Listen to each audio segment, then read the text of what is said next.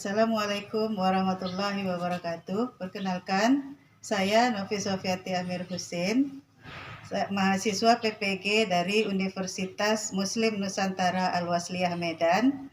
Hari ini tanggal 6 Desember 2021 akan melaksanakan ujian UKIN di SMA Negeri 1 Kepenuhan Hulu, Kabupaten Rokan Hulu, Provinsi Riau. Assalamualaikum warahmatullahi wabarakatuh. Waalaikumsalam warahmatullahi wabarakatuh.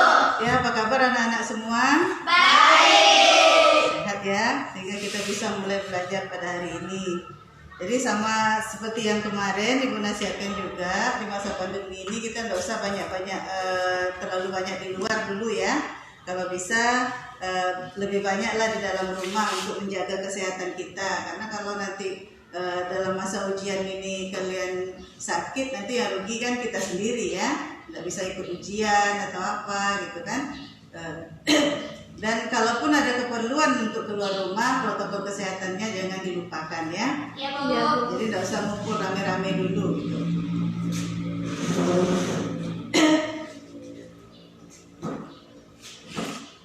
Jadi untuk materi kali ini coba kita siapkan dulu bapaknya ya, kelasnya ya. Perhatian, siap Rahman Krategabra. Assalamualaikum warahmatullahi wabarakatuh. Waalaikumsalam warahmatullahi wabarakatuh.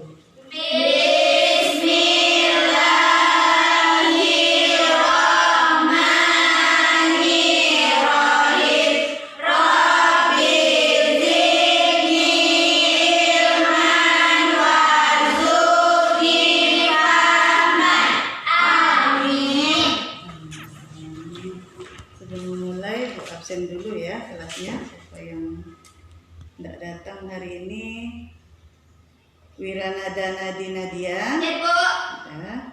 Yelina Rosdila, Ya, Bu. Nadia Amanda, Ya, Bu. Rimelda Anggriani, Ya, Bu. Dayu Noviana, Hadir, Bu. Rozi Khoiriza, Hadir, Bu. Wiwit Yulianti, Hadir, Bu. Serli Andini, Hadir, Bu.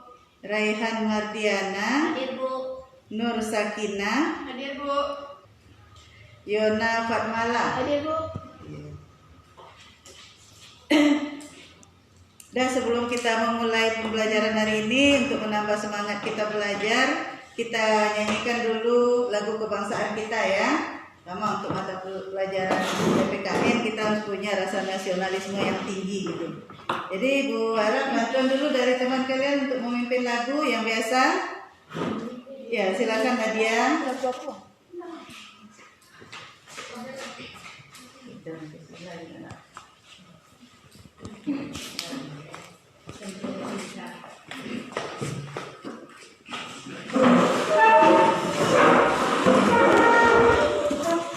Berdiri ya.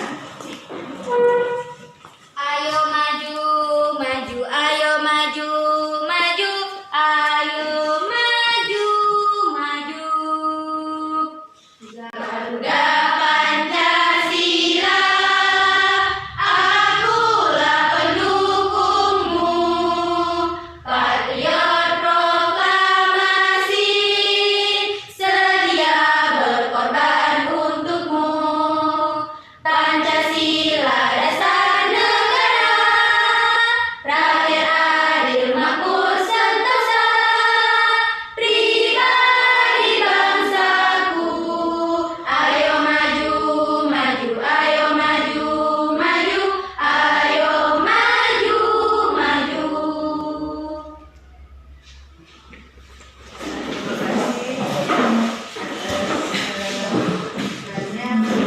Lagu kali ini untuk materi kita hari ini, saya ingatkan yang sebelumnya kita udah ada kalian baca ya dari yang WA yang Ibu kirim ya. Ya, Bu. Sudah buka, sudah itu kita akan pelajari. Kemudian ini kita tinggal melanjutkan sedikit ya. Ya baiklah siswa sekalian, sebelum kita memasuki materi yang Berikutnya kali ini ada baiknya dulu Ibu akan berikan sedikit soal-soal pretest untuk melihat sampai sejauh mana pemahaman kalian untuk materi yang akan kita bahas kali ini. Ya, selanjutnya Ibu akan berikan waktu sekitar 5 atau 10 menit untuk kalian menjawab pertanyaannya ya. Ya, silakan.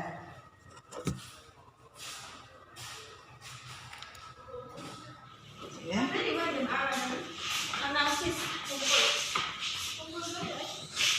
Ya, silakan dijawab dulu soal pretestnya.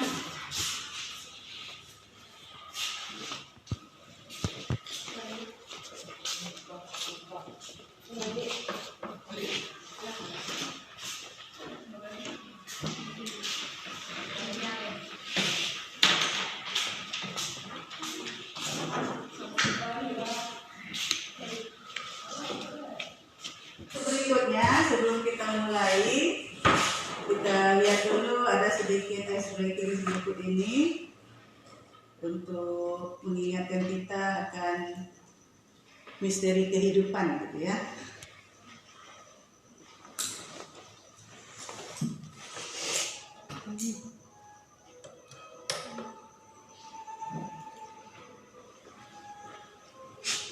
Ada sedikit cerita gitu ya, yang bisa kita ambil hikmahnya.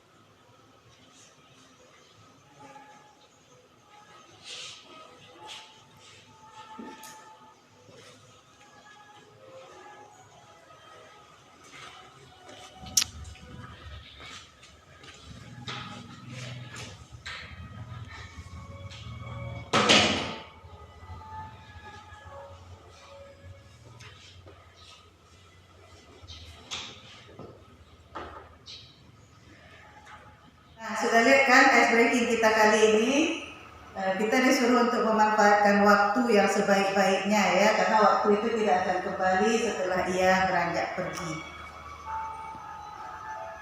Berikutnya kita lanjut materi kita minggu ini mengenai perangkat, tingkatan, dan peran lembaga peradilan di Indonesia. Ada 3 ini ya. Ada perangkat-perangkatnya, tingkatan-tingkatannya, dan peran lembaga peradilan di Indonesia.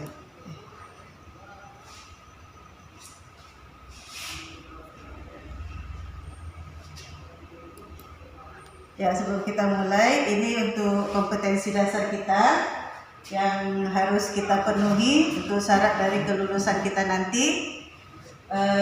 Kompetensi 3.3, sistem hukum dan peradilan di Indonesia sesuai dengan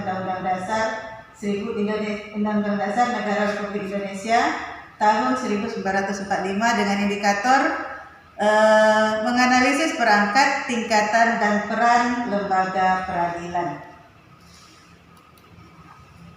Tujuan pembelajarannya ada 5 di situ ya, bisa kita perhatikan baik-baik. Dengan mengamati video dan gambar yang disajikan, siswa melakukan penalaran berbagai kasus hukum di lembaga peradilan dengan baik. Melalui kegiatan diskusi, siswa mampu menganalisa kinerja perangkat lembaga peradilan dengan benar. Melalui kegiatan diskusi juga nanti siswa akan mampu membandingkan tingkatan lembaga peradilan dengan baik.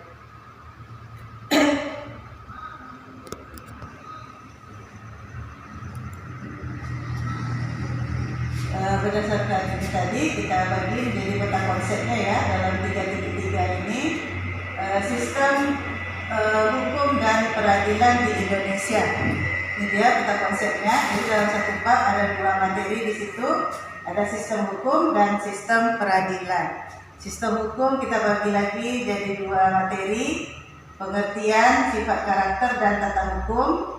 Dan sistem peradilan ada 3 materi, makna dan fungsi landasan hukum, perangkat, tingkatan dan peran lembaga peradilan, serta sikap dan perilaku sesuai hukum. Jadi materi kita sekarang kita berada di posisi yang ini ya. Ini yang akan kita bahas kali ini. Nah, sebelum kita mulai, kita perhatikan dulu contoh-contoh kasus hukum yang ada di Indonesia ya. Contoh-contoh kasus hukum ya.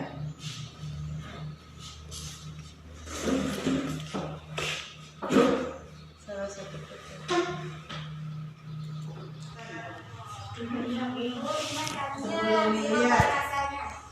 ya, yang katanya bisa melipat gandakan uang.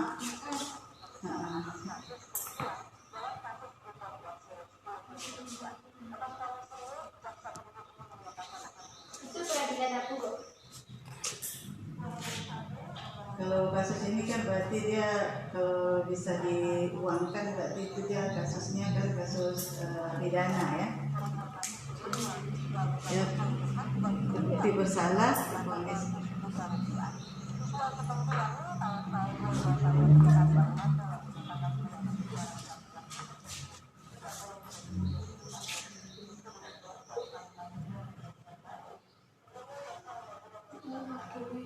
Ya, hakimnya.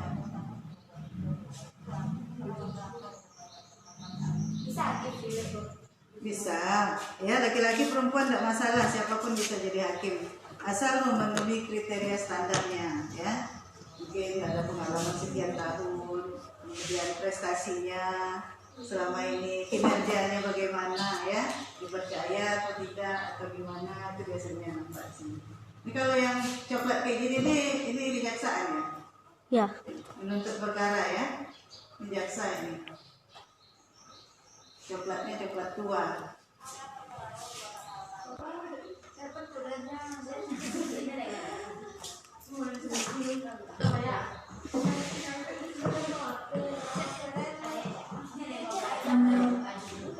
Ada satu lagi peradilan militer ya.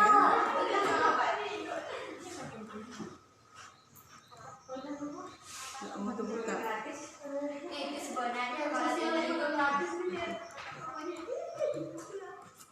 Setelah mengamati video tadi, kita dapat kesimpulan. Kita perhatikan satu-satu. Yang pertama tadi ada kasus yang terjadi di peradilan militer gitu ya.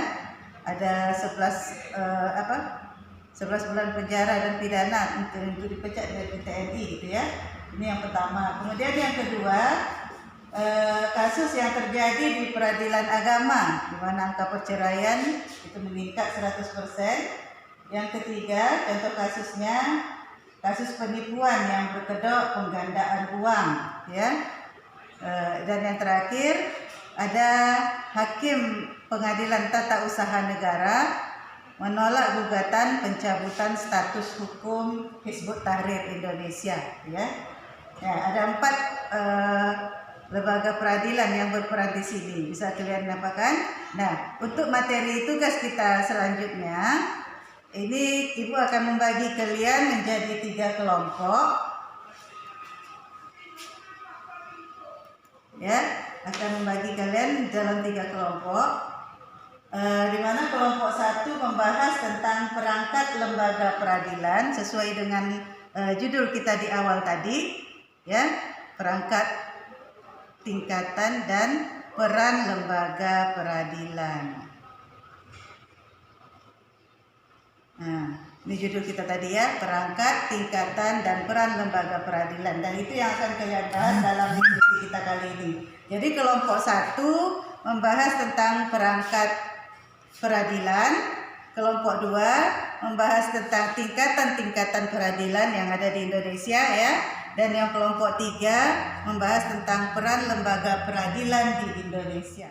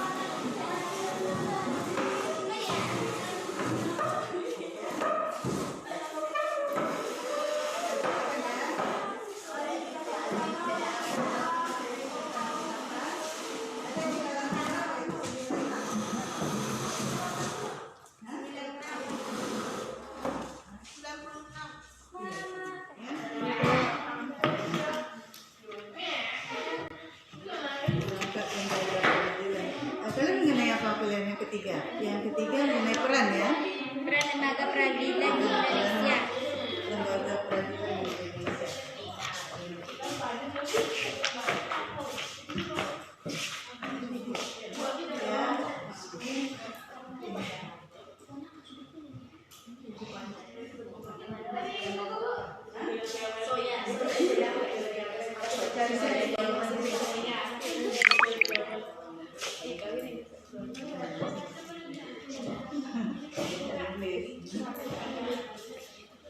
Bicara yang apa ya, Bu?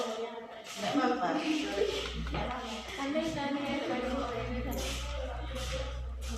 Ya, nanti kesimpulannya tulis di kertas itu ya.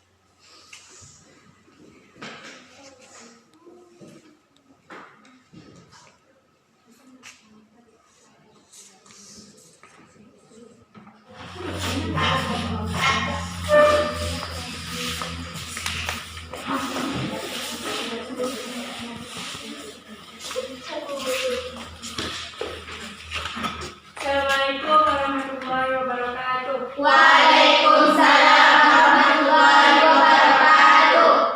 Kami dari kelompok 2 ingin mempresentasikan hasil diskusi kami yang akan dibacakan oleh Nadia Amanda. Kepada Nadia Amanda, disilakan. Menganalisis tentang tingkatan lembaga peradilan di Indonesia. 1. Tingkat lembaga peradilan. Adapun tingkatan lembaga peradilan adalah sebagai berikut. A. Pengadilan tingkat pertama atau pengadilan negeri. Pengadilan tingkat pertama dibentuk berdasarkan keputusan Presiden. Pengadilan tingkat pertama mempunyai kekuasaan hukum yang meliputi suatu wilayah, kabupaten atau kota.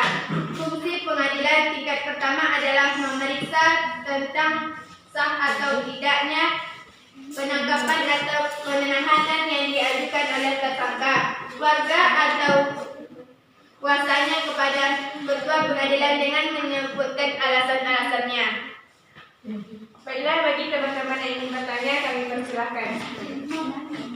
Kami kelompok 1 ingin bertanya. Baiklah, kami akan bertanya kepada kelompok 2. Dalam hal kasasi yang jadi wewenang Mahkamah Agung adalah membatalkan atau menyatakan tidak sah putusan hakim pengadilan tinggi. Jadi pertanyaannya adalah hal-hal apa saja yang dapat menimbulkan keputusan pembatalan itu? Sekian, terima kasih. Assalamualaikum warahmatullahi wabarakatuh. Waalaikumsalam warahmatullahi wabarakatuh. Baiklah, saya perwakilan dari kelompok 3 ingin bertanya kepada kelompok 2. Apa saja wewenang pengadilan tingkat kedua. Terima kasih. Baiklah, saya akan menjawab pertanyaan dari kelompok 1. Dalam hal kasasi yang menjadi wewenang Mahkamah Agung adalah membatalkan atau menyatakan tidak sah putusan hakim pengadilan tinggi. Hal-hal apa saja yang dapat menimbulkan putusan pembatalan? Jawabannya adalah lalai memenuhi syarat-syarat yang diwajibkan oleh perundang-undangan yang mengancam kelalaian itu dengan batalnya perbuatan yang bersangkutan, melampaui batas wewenang, dan salah menerapkan atau karena melanggar ketentuan hukum yang berlaku. Apakah kelompok 1 puas dengan jawaban kami? Terima kasih kelompok 1 telah menjawab pertanyaan kami. Kami puas dengan jawabannya. Baiklah, saya akan menjawab pertanyaan dari kelompok 3. Apa saja wewenang pengadilan tingkat kedua? Jawabannya mengadili perkara yang diputus oleh pengadilan negeri dalam daerah hukumnya yang dimintakan banding. Yang kedua, berwenang untuk memerintahkan pengiriman bekas-bekas perkara dan surat-surat untuk diteliti dan memberi penilaian tentang kecakapan dan kerajinan hakim. Apakah kelompok 3 puas dengan jawaban kami? Terima kasih, kami sangat puas dengan jawaban kelompok 2. Baiklah, ini itu hasil diskusi kami. Kami tutup dengan Assalamualaikum warahmatullahi wabarakatuh.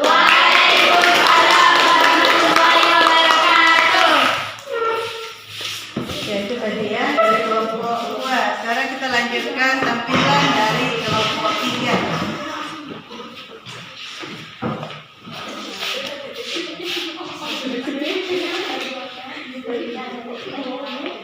Oke, baik. Assalamualaikum warahmatullahi wabarakatuh. Waalaikumsalam warahmatullahi wabarakatuh. Kami dari kelompok 3 di sini. Sebelumnya perkenalkan saya sebagai moderator, teman saya Yulianti sebagai penjawab pertanyaan pembaca materi yang telah didiskusikan, dan teman saya Selianini Putri sebagai penjawab pertanyaan. Langsung saja kepada Wiwi disilakan untuk membacakan hasil diskusinya. menganalisis tentang peran lembaga peradilan di Indonesia.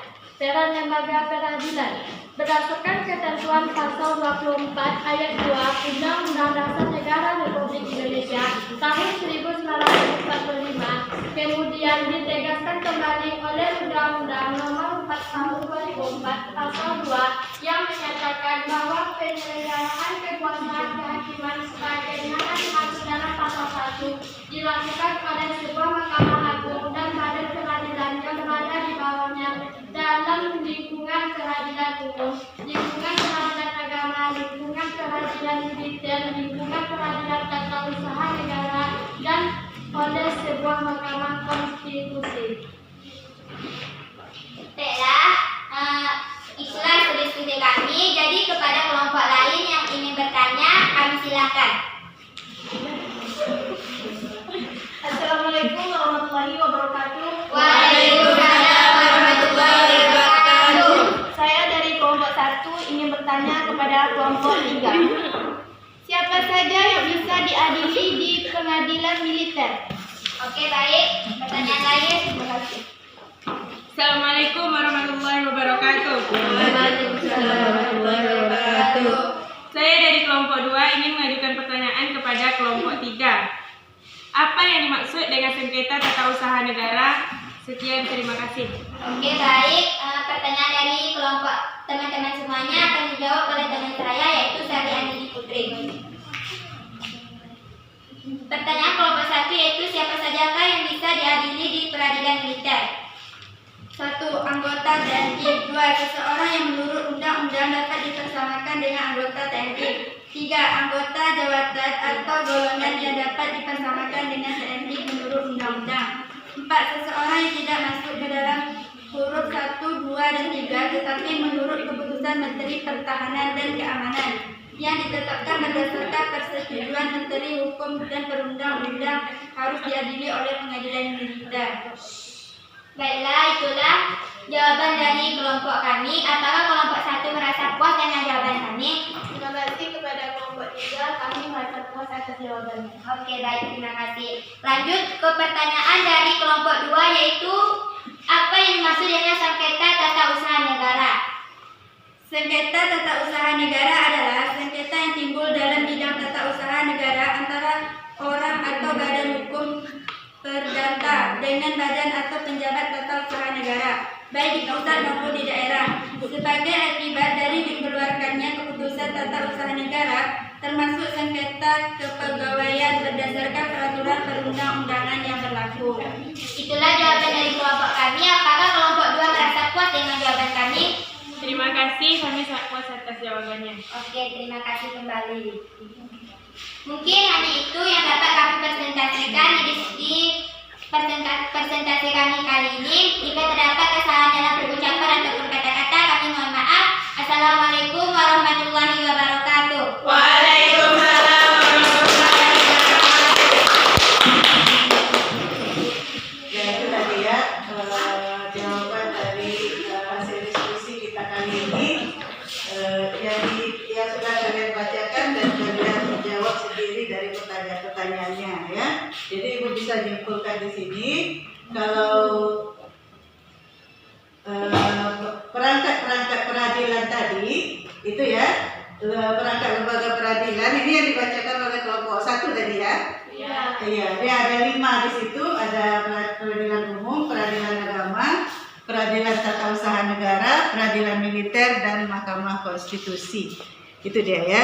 Pembagian-pembagiannya udah ada kalian baca, udah kalian lihat tadi. Ada ini tadi udah. Kemudian yang kelompok 2 dia membahas mengenai tingkatan lembaga-lembaga peradilan. Ternyata lembaga peradilan kita bertingkat-tingkat ya. Itu gunanya untuk mendapatkan keadilan ya. Karena untuk mendapatkan keadilan itu supaya tidak bisa salah dia dalam mengambil kesimpulan atau menjatuhkan hukuman ya kalau seseorang melakukan kesalahan. Dan yang terakhir ada peran lembaga peradilan, ada perannya masing-masing di situ ya. Sudah saya bacakan. Kurasa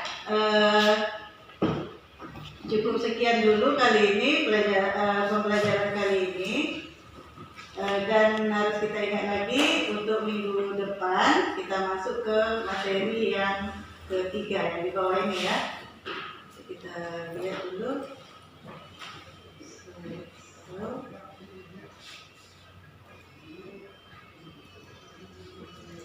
Ada perangkatnya, karena ini ada 3 hari ini ya. Ada 4 kali pertemuan. Sikap dan perilaku sesuai hukum ya. Sikap dan perilaku. Kadang kita tahu kan ada orang ya dia sudah tahu seperti ini atau mungkin dia dari golongan aparat tapi kenapa melakukan kesalahan juga, harusnya dia yang menjaga keamanan kan seperti itu ya. Nah, ini yang akan kita bahas untuk pertemuan kita yang berikutnya. Sikap dan perilaku sesuai hukum. Jadi materinya sama seperti biasa, nanti akan Ibu bagikan lewat WA grup kita. Kalian bisa baca di rumah sehingga untuk minggu besok ketika kita masuk kembali kalian sudah bisa ya melaksanakannya. Dan sebelum akhir, ada pertanyaan lagi tak sebelum kita akhiri? Nah, kemudian sebelum kita akhiri, berikan lagi lembaran post-testnya ya. Silakan dijawab. Gue rasa sudah lebih mudah kalian menjawabnya karena udah yang kita bahas tadi itu yang kita tanyakan ya.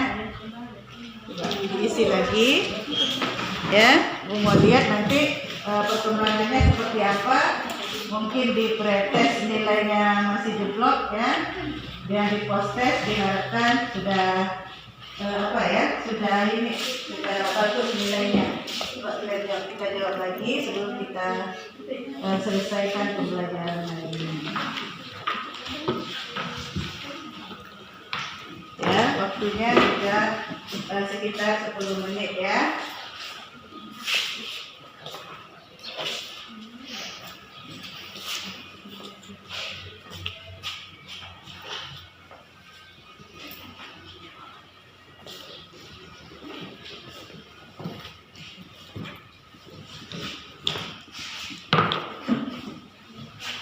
Upaya terakhir terpidana itu apa?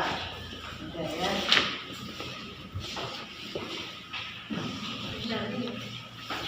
Siap, Bu. Udah? Ya, silakan dikumpulkan kembali ya jawabannya. Kelompoknya juga dikumpulkan ya.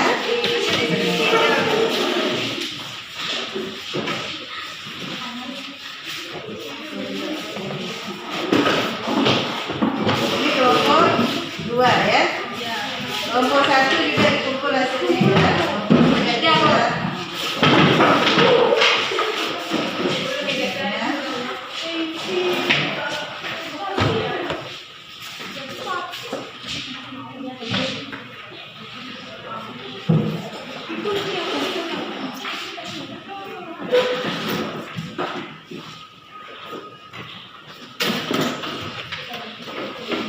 Ya, untuk mengakhiri pertemuan kali ini, Ibu harapkan kita bisa mendapatkan syafaatnya.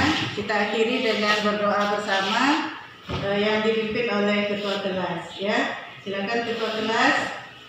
Bismillahirrahmanirrahim.